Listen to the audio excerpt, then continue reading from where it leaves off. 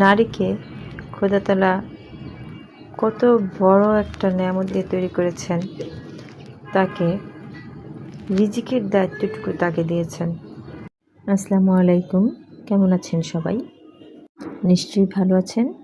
তো যা বলছিলাম, প্রতিটা বেলায় প্রতিটা মানুষ কি খাবে, কার কি পছন্দ, কত কিছু চিন্তা করতে হয় একজন নারীকে।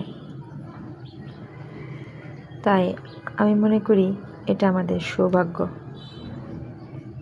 এই সৌভাগ্যটিকে যত্ন করতে হবে, একে লালন করতে হবে। অন্তর থেকে যে কোনো খাবার বানানোর সময় পরিপাটি করে বানাতে হবে। নিজেকে যেমন আমরা যত্ন করি, পরিপাটি করি, এটা কিন্তু একটা অনেক বড় দায়িত্ব মনে করি আমি।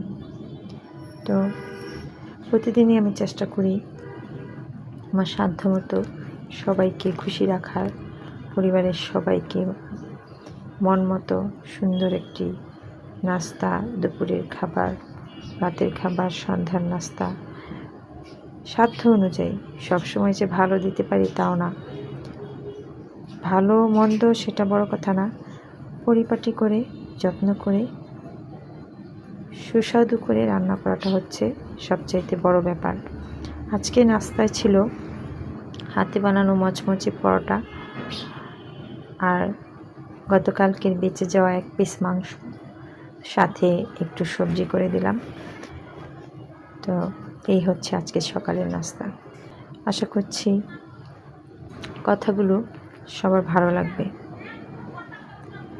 আমার জন্য দোয়া করবেন। ধন্যবাদ সবাইকে। আসসালামু আলাইকুম।